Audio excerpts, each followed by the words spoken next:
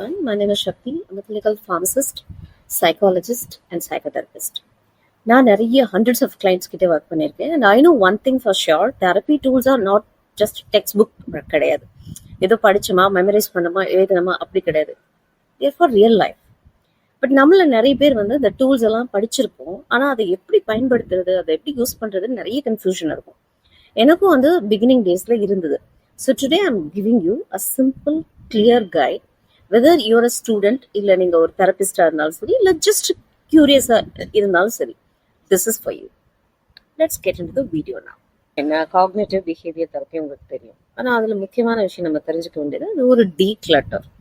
இப்போ எப்படி நம்ம வீட்டில் ஷெல்ஃபை க்ளீன் பண்ணுறோமோ அது மாதிரி ஒரு விஷயம் தான் அப்படிங்கிற மாதிரி நீங்கள் சொல்லணும்.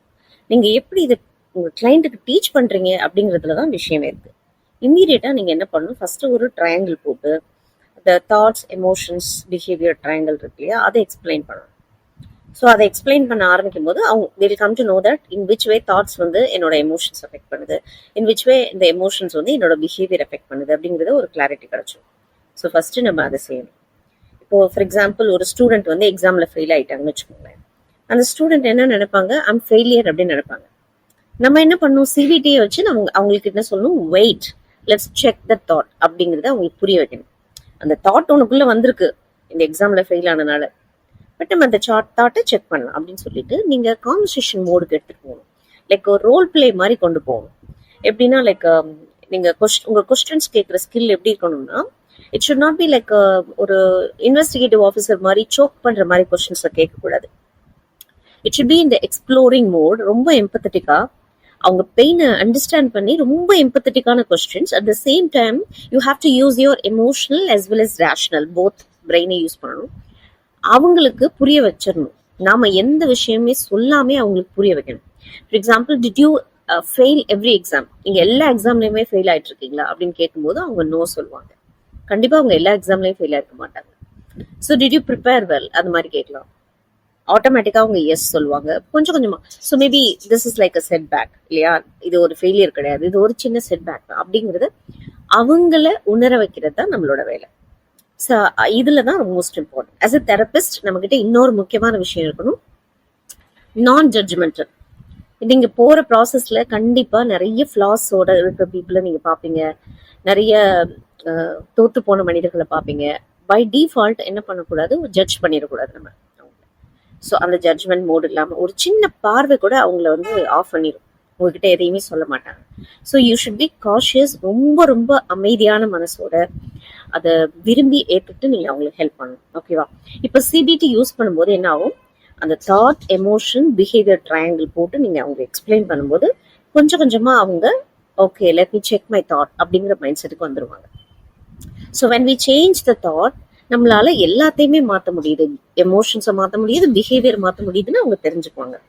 இப்போ ஒரு கிளைண்ட் சொல்றாங்கன்னு வச்சுக்கோங்க, for example I'm not good enough அப்படின்னு சொல்றாங்கன்னா, நீங்க என்ன உங்க ரெஸ்பான்ஸ் எப்படி இருக்கணும், என்ன எவிடன்ஸ் இருக்கு, வாட் இஸ் எவிடன்ஸ் அப்படி கேட்கலாம்.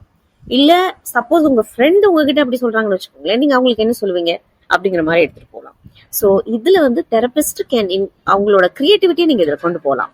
அந்த தெரப்பியை வந்து ரொம்ப நமக்கு நிறைய இன்ஃபர்மேஷன் தெரிஞ்சதுனால நிறைய அவங்க கிட்ட காக்னிட்டிவ் இந்த டூல்ஸ் எல்லாம் சொல்லும் போது அவங்க ஒரு பெருமூச்சு விடுவாங்க. ஓ மை காட், ஓவர்வெல்மிங்கா இருக்கும், it's so much of information வேணும். அப்படி அவங்க ஃபீல் பண்ணக்கூடாதுங்கிறதுக்காக அதை கொஞ்சம் கிரியேட்டிவா எடுத்துட்டு போங்க. எனக்கும் இந்த மாதிரி எல்லாம் இருந்துச்சு பிகினிங் டேஸ்ல. நிறைய இன்ஃபர்மேஷன் நமக்கு தெரியும் இல்லையா, அதனால எல்லாத்தையும் அப்ளை பண்ண ட்ரை பண்ணுவேன்.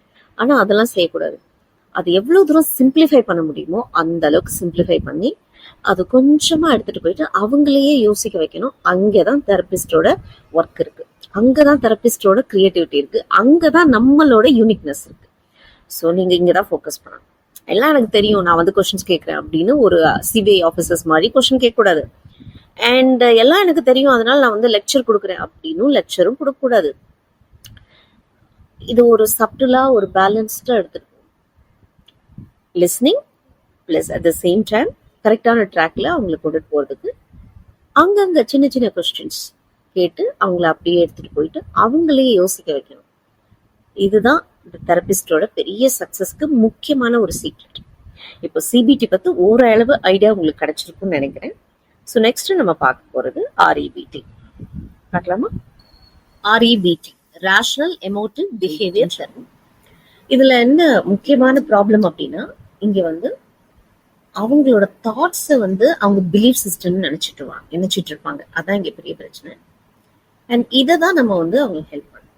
இங்க தெரபிஸ்டுக்கு என்னென்ன சேலஞ்சஸ் இருக்கும், இதை எப்படிலாம் நம்ம ஓவர் கம் பண்ணலாம், இதை எப்படி எக்ஸிகியூஷன் பண்றது, எல்லாமே ஸ்டெப் பை ஸ்டெப்பா நம்ம பார்க்கணும். அண்ட் எண்ட்ல நான் உங்களுக்கு ஒரு ஒர்க் ஷீட்டும் கொடுப்பேன். அந்த வேணும்னா நீங்க வாட்ஸ்அப் பண்ணீங்கன்னா அந்த ஒர்க் ஷீட்டை நான் உங்களுக்கு ஷேர் பண்றேன். ஏபிசிடி அந்த ஜேர்னலிங் எப்படி பண்றது எல்லாம். இப்போ இவங்களுக்கு நீங்க ஃபர்ஸ்ட் ஸ்டார்ட் பண்ண வேண்டியது இந்த ஆக்டிவேட்டிங் ஈவெண்ட். ABCDE வச்சுக்கோங்க, 5 விஷயம்.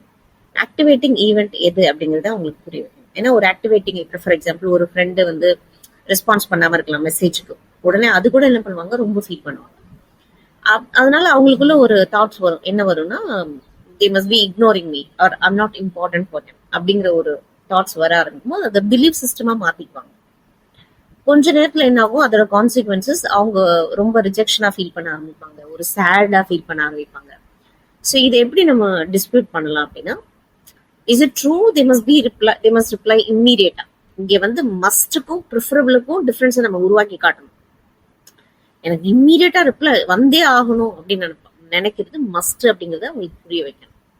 ஸோ இப்போ நியூ எஃபெக்ட் அவங்களுக்குள்ள உருவாங்க ஆரம்பிக்கும், ஒரு ரிலீஃப் கிடைக்கும், ஒரு செல்ஃப் ஒர்த்து, ஒரு பேலன்ஸ்டு திங்கிங் ஆரம்பிக்கும். ஸோ இப்போ சில பேர் பாத்தீங்கன்னா அவங்க ஆஃபீஸ்ல அவங்க பாஸ் வந்து அவங்களை ப்ரைஸ் பண்ணிருக்கவே மாட்டாங்க, அப்ரிஷியேஷே பண்ணல, என்னை அப்ரிஷியேட் பண்ணவே இல்லை, ஐம் நாட் குட் எனஃப் அப்படின்னு யோசிக்க ஆரம்பிச்சிடுவாங்க. நிறைய ஒய்ஃப் பாத்தீங்கன்னா ஹஸ்பண்ட் அப்ரிஷியேட் பண்ணல, I'm not good enough, not good wife அப்படிலாம் யோசிக்க ஆரம்பிப்பாங்க. நிறைய மதர்ஸ் பாத்தீங்கன்னா அவங்க குழந்தை அவங்களை அப்ரிஷியேட் பண்ணல, இல்ல அவங்க குழந்தை வந்து இது மாதிரி இல்ல மதர் எல்லாம் என்ன அப்ரிஷியேட் பண்ணல, இல்ல சுத்தி இருக்கவங்க அப்ரிஷியேட் பண்ணலங்கிறதுக்காக என்ன பண்ணுவாங்க, ஐம் நாட் குட் எனஃப் அப்படின்னு யோசிக்க ஆரம்பிப்பாங்க. அது ஒரு பிலீஃப் சிஸ்டமா மாறும்போது இதே மாதிரி ஒரு ரிஜெக்ஷன், ஒரு சேட்னஸ் குள்ள போய் மாட்டிக்குவாங்க. ஸோ இங்க நாம என்ன பண்ணணும், ஒரு பாஸ் எடுத்துட்டு ஒரு கொஸ்டின் கேட்கணும். Is that belief rational or is it a demand? அது கட்டாயமா இல்ல ஒரு பிலீஃப், அது ரேஷனல், அது ஒரு அந்த ரேஷனல் பிலீஃபான்னு கேள்வி. ஏன்னா இது ரொம்ப சப்டலா கேட்கணும். நிறைய டைம் இதுல இருக்க ஒரு சேலஞ்ச் என்னன்னு பாத்தீங்கன்னா, அந்த கிளைண்ட் வந்து நம்ம கன்ஃபரன்டேஷன் பண்றதா நினைச்சுக்குவோம். So we should practice well in asking this kind of Socratic questions கேட்கறதுக்கு நல்ல ப்ராக்டிஸ் பண்ணிக்கணும். அதுக்கு நிறைய ரோல் பிளே நாங்க எங்களோட மாஸ்டர் கிளாஸ்ல நடந்துட்டு இருக்கு. If you want you can join in that. இப்போ இங்கே நம்ம கிளைண்ட்டுக்கு புரிய வைக்க வேண்டியது, அவர் உங்களை அப்ரிஷியேட் பண்ணலங்கிறதுக்காக நீங்க தகுதியானவங்க இல்லைன்னு அர்த்தம் கிடையாது. தகுதியானவங்கிறது உண்மையா அப்படின்னு நீங்களே கேட்கலாம். நீங்களே ஸ்டேட்மெண்ட் கொடுக்காம கொஸ்டினா கேட்கணும். உங்களை அப்ரிஷியேட் பண்ணாதங்கிறதுக்காக நீங்க அதுக்காக நீங்க எலிஜிபிலிட்டி இல்லாதவங்களா, நீங்க குவாலிட்டி குறைஞ்சிருக்குங்களா, அது உண்மையா அப்படின்னு கேட்டீங்கன்னா அவங்க கொஞ்சம் கொஞ்சமா ஆன்சர் பண்ண ஆரம்பிப்பாங்க.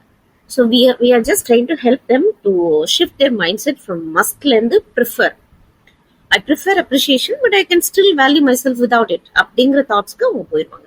அந்த எமோஷனல் ஃப்ரீடம் கொடுக்கறது தான் நம்மளோட வேலை. இப்போ இங்க இருக்க காமன் தெரபிஸ்ட் சேலஞ்ச் என்னன்னு பாத்தீங்கன்னா, ஒன்னு கிளைண்ட் வந்து கன்ஃபியூஸ் தாட்ஸ் வித் பிலீஃப். அவங்களுக்கு வர்ற அந்த சின்ன சின்ன ஆக்டிவேட்டிங் ஈவெண்ட்ல இருந்து வர தாட்ஸை பிலீஃப்ஸ் நினைச்சு ரொம்ப அதிகமா அதை அப்படியே நம்ப ஆரம்பிச்சிருவாங்க. ஒண்ணு.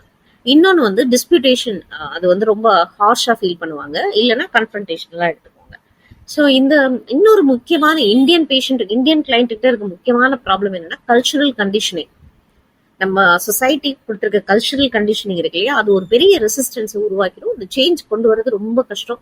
ஏன்னா இந்த cultural condition, I must obey elders, I must be perfect, I must, இந்த மஸ்ட் நிறைய கொடுத்து வச்சிருக்காங்க இல்லையா, இதை உடைக்கிறது தான் நம்மளோட பெரிய சேலஞ்ச். இதுக்கு தான் நம்ம நிறைய ட்ரை பண்ணணும். இப்போ வெஸ்டர்ன் உலகத்துல இருக்கிற சைக்காலஜிஸ்டுக்கு இந்த கஷ்டம் இருக்காது, ஆனா இந்தியால இருக்க சைக்காலஜிஸ்டுக்கு இந்த கஷ்டம் இருக்கும். ஏன்னா இந்த கல்ச்சுரல் கண்டிஷனிங் அப்படிங்கிற ஒரு விஷயத்தை உடைச்சுதான் அந்த சேஞ்சஸ் கொண்டு வர முடியாது. ஏன்னா இது ஒரு பெரிய ரெசிஸ்டன்ஸை அவங்க மனசுக்குள்ள வச்சுட்டே இருக்கும். அவங்களுக்குள்ள இருந்து ஒரு இன்னர் வாய்ஸ் கேட்டுட்டே இருக்கும். நம்ம என்னதான் தெரப்பியில அவங்கள அடுத்தடுத்த ஸ்டேஜுக்கு கொண்டு போனா கூட அந்த குட்டியான ஒரு இன்னர் வாய்ஸ், லிட்டில் வாய்ஸ் கேட்டு கேட்டு கேட்டு என்ன பண்ணும், திரும்ப திரும்ப அவங்களை கொண்டு போகும். இதுதான் நமக்கு இருக்க பெரிய சேலஞ்ச். ஸோ இந்தியன் கிளைண்ட் பொறுத்த வரைக்கும். அண்ட் தெரபிஸ்ட் இருக்கிற ஒரு இதனால என்ன ஆகும், தெரபிஸ்ட் நிறைய பேர் வந்து ரொம்ப அன்ஷூர் ஆயிடுவாங்க. எப்படி சேலஞ்ச் பண்றது, எப்படி கொஸ்டின்ஸ் நம்ம ஜட்ஜ்மெண்ட்லாம் இல்லாம எப்படி நம்ம கொஸ்டின் கேட்கறது அப்படின்னு நிறைய கன்ஃபியூஷன் ஆகுவாங்க, கொஞ்சம் அப்செட்டும் ஆவாங்க, சில பேர் வந்து எக்ஸாஸ்ட் ஆவாங்க நிறைய தெரபிஸ்ட்.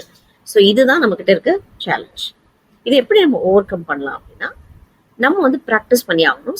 எப்படி வந்து சாக்ரட்டிக் கொஸ்டின் கேட்கறது, அது நிறைய ரோல் பிளே பண்ணாதான் உங்களால அந்த ரிஃபைண்டா அழகான அந்த கொஸ்டின்ஸை கேட்க முடியும். அது சப்டிலா அவங்களை கஷ்டப்படுத்தாம அட் த சேம் டைம் அந்த அந்த பக்குவமா கேட்கறதுக்கு you have to have a experience. அந்த எக்ஸ்பீரியன்ஸை நாங்கள் கொடுக்குறோம் எங்களோட master class. If you want you can join.